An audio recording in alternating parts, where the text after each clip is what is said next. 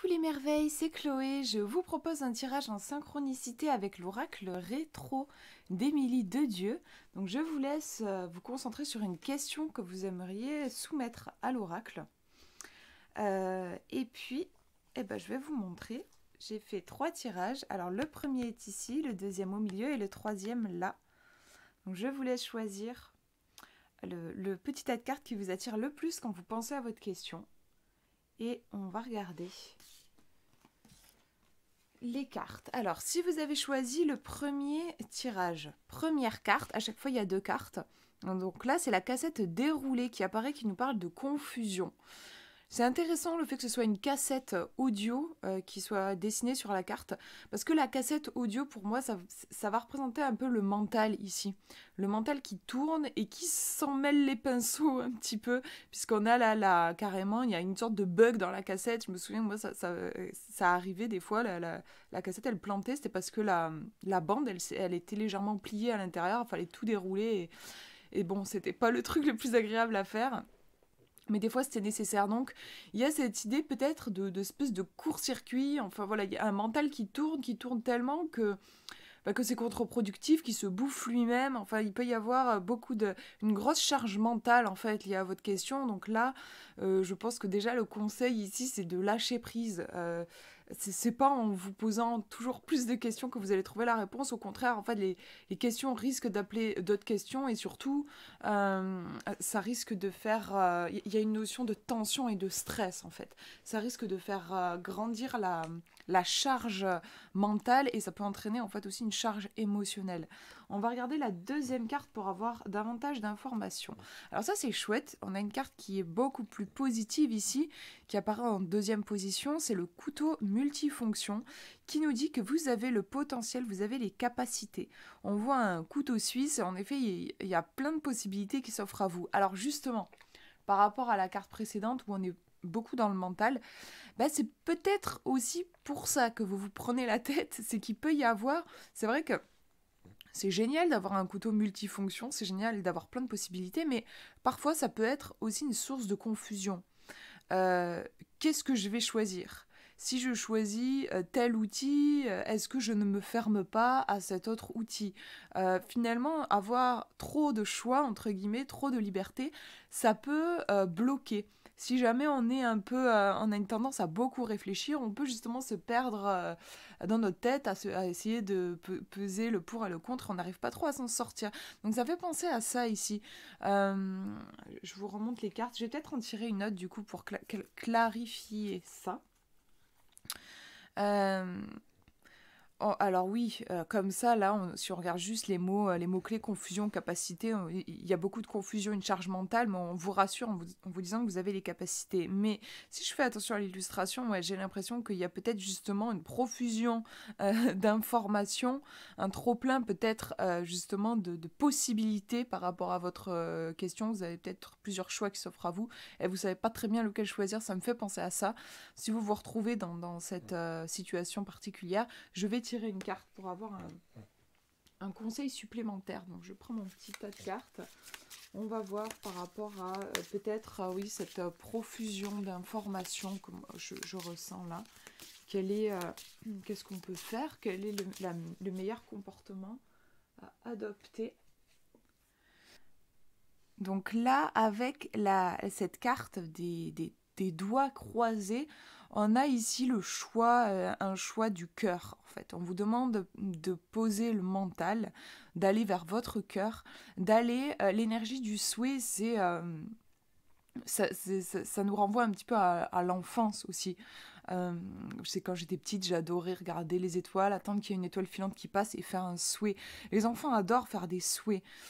Ils n'ont pas d'appréhension de genre, mais en fait, ça sert à rien, ça va pas se réaliser ou quoi. Non, il y a juste le plaisir de rêver.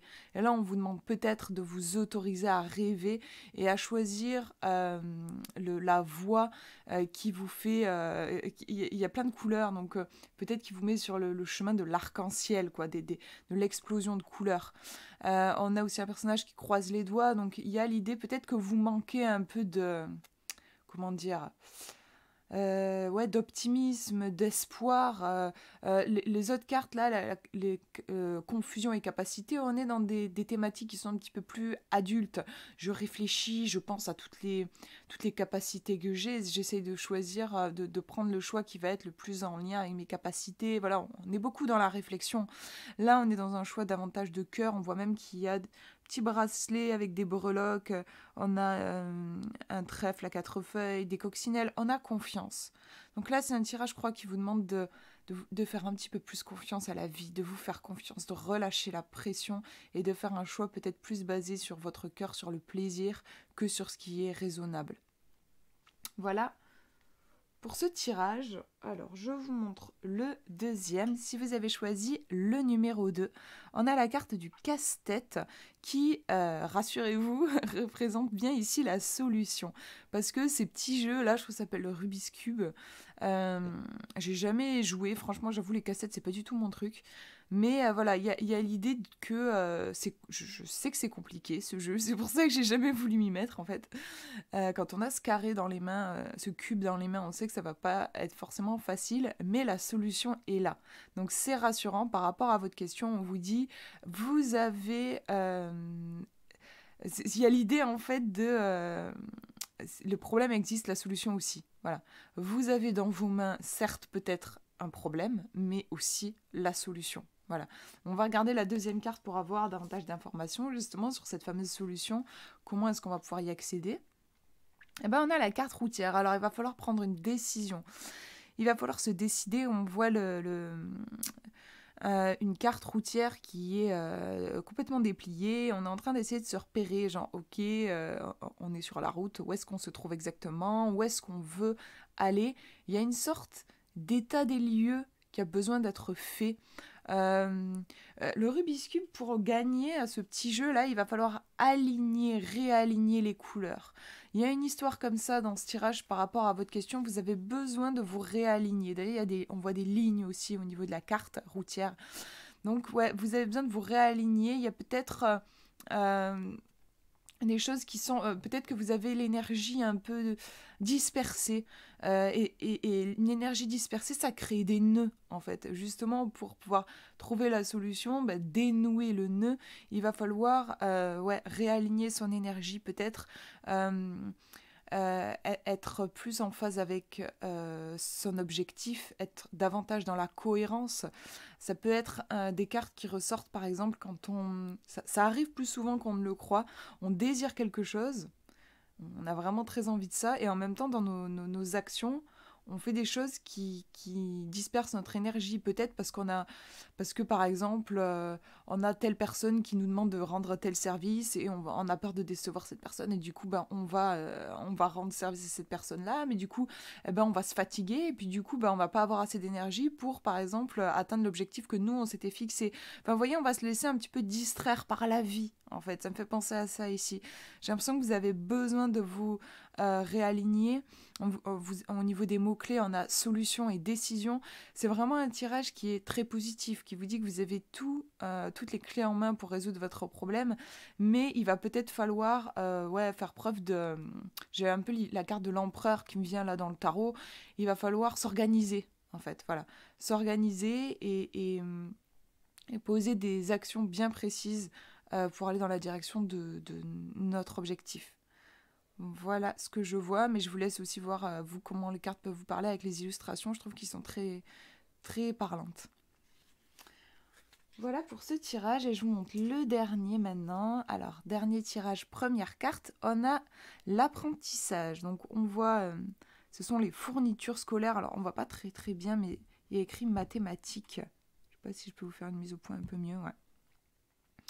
Donc on est dans les maths ici, donc on a une discipline qui est assez rigoureuse. Hein. Voilà, les mathématiques, si vous vous trompez de chiffres dans votre calculette, par exemple, vous êtes en train de taper un truc, vous vous trompez de numéro, le résultat il sera complètement changé. C'est une discipline qui est rigoureuse.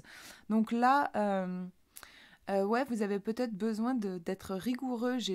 En mots-clés, j'ai rigoureux et précis qui ressort ici.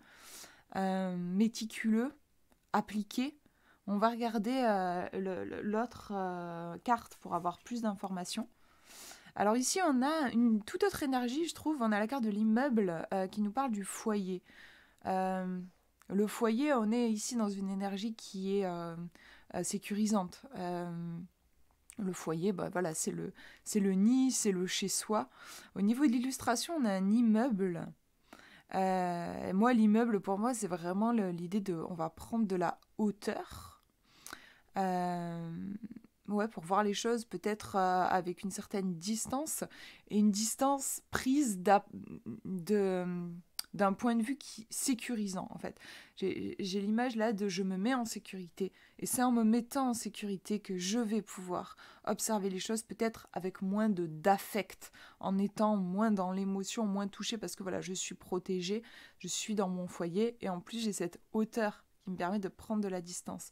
Alors comment est-ce qu'on pourrait relier les deux cartes? Franchement, je sais pas trop, on va voir là, juste en les regardant s'il y a quelque chose qui me vient. Sinon, je tirerai une autre carte.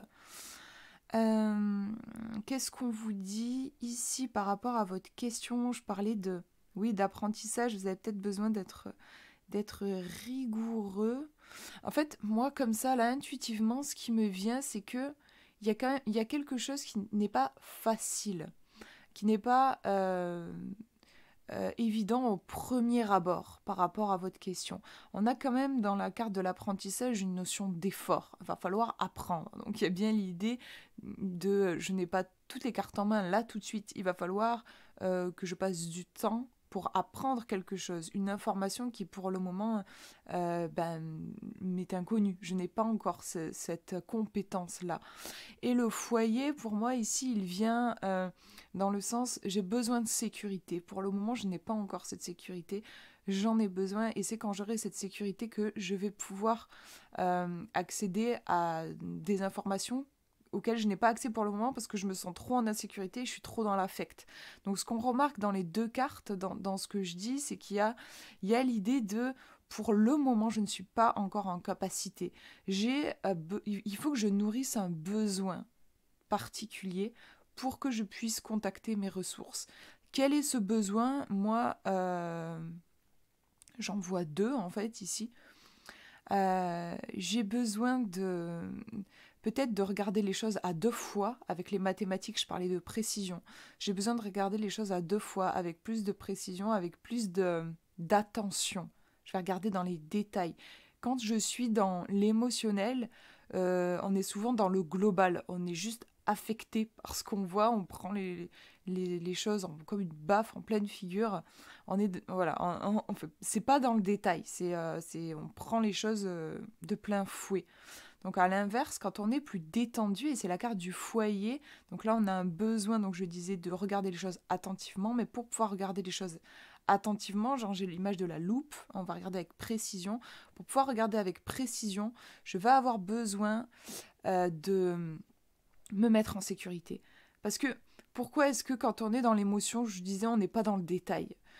Pour moi, c'est parce on est un petit peu dans la survie.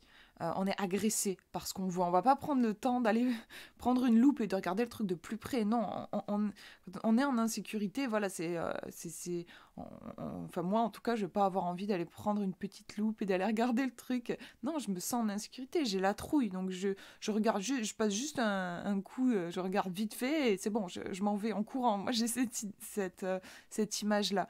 Donc, si je veux pouvoir observer mon problème avec attention, avec calme et détachement, donc c'est la carte ici de l'apprentissage, je vais avoir besoin d'abord de me mettre en sécurité.